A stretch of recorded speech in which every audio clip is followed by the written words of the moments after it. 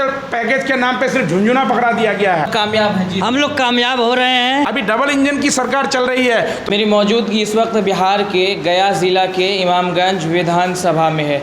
दो विधानसभा का उपचुनाव होना है, एक बेलागंज और इमामगंज। और AIMIM ने अपना बढ़ते कारवां को लेकर के यहाँ से कैंडिडेट दिया है।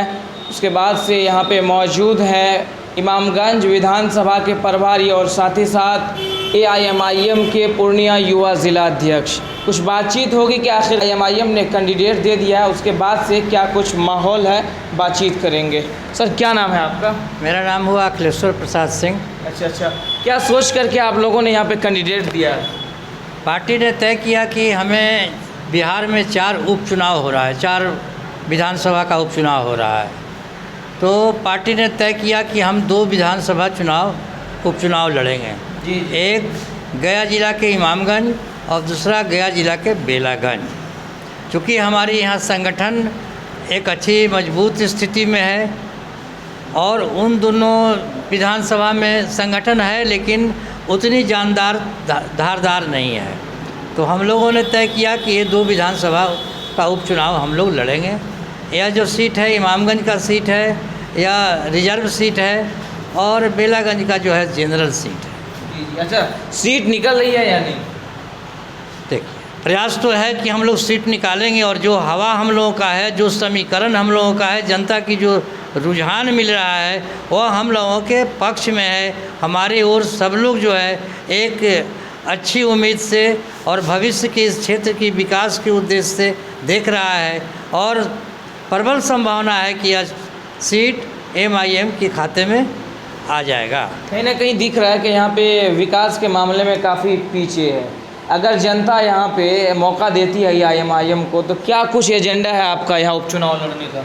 सबसे तो बड़ी बात है कि यहाँ रोड की बहुत बड़ी समस्या है, सिंचाई के संसाधन नहीं हैं और आवागमन की भी हालत जो है सो देखने के लिए इमामगंज का जो मेन रोड है वही देखने के लिए रोड है, गांव के भीतर में कोई रोड नहीं है और यहाँ रेलवे लाइन से क्षेत्र जो है कनेक्ट नहीं है, जबकि यह क्षेत्र के भारत सरकार में मंत्री हैं और उनकी बहू, उनकी बेटा भी बिहार सरकार में मंत्री हैं और अपनी बहू को यहाँ लड़ा रहे हैं, लेकिन विकास आज तक नदारद ही रहा है। हमारे यही यहाँ से वादा है लोगों को कि आप MIM को जिताएंगे, MIM को ताकत देंगे तो विकास जिस तरह से हम लोगों ने किया है, यहाँ विकास की जो है हर स्तर पर, चाहे सिंचाई हो, आवागमन की हो या महिलाओं की रक्षा सुरक्षा की बात हो या रोजगार की सवाल हो, सबको मैं पूरा करूंगा। चूँकि यह क्षेत्र जो है एक विशेष रूप से प्रवासी के रूप में माना जाता है, यहाँ के लोग बाहर जाके काम करते हैं। मैं यह प्रयास करूंगा, हमारा जब कैंडिडेट जीत के जाएगा तो मैं बाहर जाने वाला जो बीमारी है उसको मैं यहाँ रोज़गार का एक अवसर खड़ा करूँगा कि लोग बाहर नहीं जाएं, काम रोज़गार उनको यहीं मिलेगा, अपने घर में रह कर के अपने परिवार को प्रतिपाल करें। MIM जीत रही है नहीं यहाँ से? देखिए, सभी का प्रयास है। MIM अभी पिछले कई सालों से लगातार मेहनत कर रहा है, लोगों के बीच जा रहा है, यहाँ का एक उम्मीद बन चुका है पूरे हिंदुस्तान का। जैसा बैरिस्टर असदुद्दीन अवैसी जो शेरे हिंदुस्तान के नाम से जाना जाता है और सभी लोग अब मानने को भी तैयार है कहीं ना कहीं। उसका एक एक समाज के जो अंतिम पंक्ति में लोग खड़े हैं वो भी पतंग को वोट देने के लिए तैयार है मानसिक रूप से, क्योंकि देखिए दलितों का यहाँ नेता है, हमारे बिहार में दलितों का नेता है, पूरे हिंदुस्तान में दलितों का नेता है, पिछड़ों का नेता है, पासवान का नेता है, उसके बाद आपका मांझी का नेता है, उसके बाद मल्ला का नेता है, यादव का नेता है। लेकिन हम लोग कहीं ना कहीं जो दलित जो है, दलित दिनों दिन पिछड़ते जा रहा है। जैसे कि आप जानते हैं, सभी लोग जानते हैं, पूरे बिहार के लोग, जो ये सीट SC रिजर्व सीट है। SC रिजर्व का मतलब यहाँ का विकास काफ़ी बेहतर होना चाहिए। जब बाबा साहब अम्बेडकर जब संविधान तैयार किया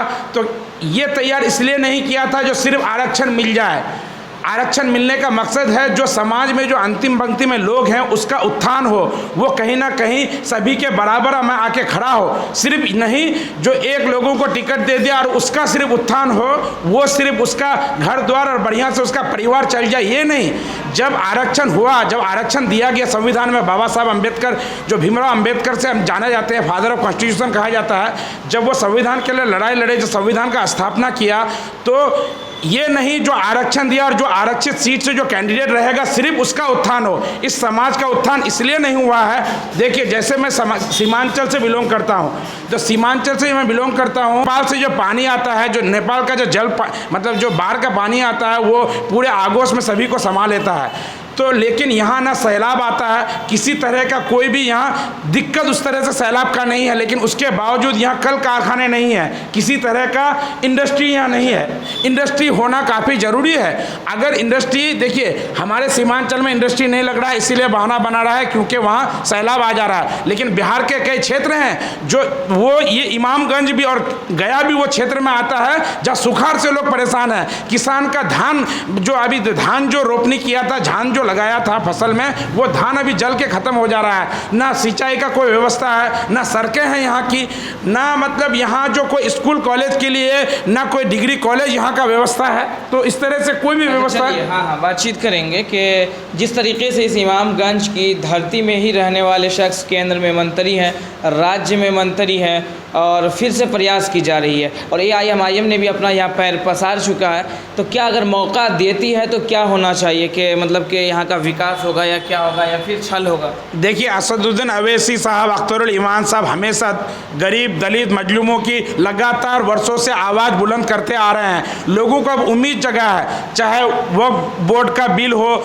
चाहे किसी दलित भाइयों के साथ अत्याचार हो, सभी तरह के जो समस्या है, जो लोग समाज में जो आपका बहुत पीड़ित हैं, जो अपने आप को बहुत कमज़ोर महसूस करते हैं, उनके लिए एक बेबाक तरीके से असदुद्दीन अवैसी साहब आंख से आंख मिला करके बात करने का काम करते हैं, मोदी को चेतावनी देने का काम करते हैं संसद में। तो इस तरह का नेता को अगर आप जिताएंगे तो आपका धर्म, हर जाति के लोगों का विकास होगा, हर एरिया का जो समाज के अंतिम पंक्ति में लोग हैं, हर इलाके का विकास होगा। यहाँ देख लीजिए बगल में झारखंड है, वहाँ मिनरल है, बहुत तरह का सुख सुविधा है। आप यहाँ से बगल में जाइएगा, झारखंड है, वहाँ की रोड सड़कें चौड़ी है एकदम बगल में, लेकिन यहाँ की सड़कों में आने के लिए हम लोग जब आए तो घंटों लगा रहना पड़ता है। तो किस तरह का विकास? नीतीश कुमार 2005 में जब सड़क बनाया तो उस वक्त 2005 से 10 के बाद सड़क बना, उसके बाद ना सड़क चौड़ी हो रही है, ना सड़कें मुरम्मत हो रही है, ना किसी तरह का हर विधानसभा में डिग्री कॉलेज होनी चाहिए। उसके बाद यहाँ का कृषि से जो लोग, कृषि में सरकार बोलता है जो हमारा देश कृषि प्रधान देश है, तो हमारे किसान भाइयों के लिए क्या कर रहा है सरकार? ना नीतीश कुमार कुछ कर रहा है, ना भारत सरकार कुछ कर रहा है, जबकि दोनों। तो ये इसी को लेकर के हमारे दलित भाई, हमारे मुसलमान भाई, हम लोग जो समाज में जो पिछड़ गए हैं, तो इस तरह का लोगों का कुछ भी नहीं हो रहा है। सिर्फ अगर कोई भी अगर उम्मीद का किरण अभी जगह है तो वो बैरिस्टर असदुद्दीन अवैसी के नाम पे जगह है, जो अख्तरुल ईमान साहब जो विधानसभा में बेबाकी से उस बात को रखते हैं। यहाँ जीत रहे हैं कि नहीं? यहाँ जीतने का हम लोग पूरा प्रयास कर रहे हैं। यहाँ जो समीकरण है, तो अब दलित लोग, देखिए दलितों का तो एक नेता हो जाता है, लेकिन सिर्फ उस नेता का विकास होता है। लेकिन जब असदुद्दीन अवैसी साहब, जब बैरिस्टर असदुद्दीन अवैसी साहब, जब अख्तरुल ईमान साहब, जब हम लोगों के कमेटी को, जब MIM को मौका देगा, तो हर जो यहाँ पब्लिक हम लोगों को सपोर्ट करे, MIM को सपोर्ट करे और असदुद्दीन अवैसी साहब का हाथ को मजबूत करे और बेहतर बिहार बनाए, बेहतर हिंदुस्तान। इमामगंज की बात कर रहे हैं कि आप जीत रहे हैं। आप यहाँ की जो वस्तु स्थिति है देख लीजिए कि गांव से महिलाएं भी चल करके कैंडिडेट के प्रचार के लिए और MIM के प्रचार के लिए और अपने नेता के नाम को रखने के लिए आज देखिए एक हुजूम निकल चुका है, जो किसी भी पार्टी में किसी भी नेता के पास नहीं है। चूँकि ये सब लोग यहाँ की व्यवस्था से पीड़ित है, उपेक्षित है। इन लोगों की एक आशा यही जगह है कि बैरिस्टर ओवैसी साहब की पार्टी जो है MIM से ही हम लोगों की जो है अब विकास और भलाई होगा। पूजा चल रहा है अभी, पूजा वूजा सब छोड़ करके लोग आए हैं। घर की जो इस समय हिंदू के परिवार में जो छठ का पर्व चल रहा है, यहाँ बहुत महान पर्व है। बहुत महान पर्व चल रहा है, धूमधाम से लोग मनाता है। उसको भी लोग पूरा कर करके और उससे समय निकाल करके देखिए, इस तरह से हमारी जो है बहनें लोग हैं गया पहुँचे हुए हैं। मतलब केवल आप लोगों का काम है कि इस संदेश को जन जन तक पहुंचा दें, क्योंकि हम लोगों को भरोसा आप ही जैसे सोशल मीडिया पर है जो हमारी आवाज़ को, हमारी उपलब्धि को जन जन तक पहुंचाएंगे। क्यों बड़ी बड़ी जो चैनलें हैं उसमें नहीं उठ रही है? बड़ी बड़ी चैनल तो बिकाऊ चैनल हैं, बिकाऊ चैनल। उनसे क्या उम्मीद करें? वे तो जो पैसा देगा उसकी गुणगान करेंगे। हम लोग गरीब हैं, हम लोगों के पास कोई ना सत्ता है ना साधन है। हम लोग लड़ रहे हैं, एक एक कार्यकर्ता, एक एक जो देख रहे हैं महिलाएं लोग अपने घर से खा खा करके दिन रात काम कर रही हैं। हम लोगों के पास साधन कहाँ। चलिए, बातचीत हुई इमामगंज विधानसभा को लेकर के, लगातार चर्चाएं हुई। इमामगंज विधानसभा के प्रभारी साहब एमआईएम के युवा जिला अध्यक्ष से बातचीत हुई। बाकी आप क्या इत्तेफाक रखते हैं इमामगंज विधानसभा पर?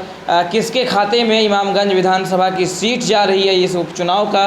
कमेंट ज़रूर कीजिएगा। फिलहाल जय हिंद, जय भारत।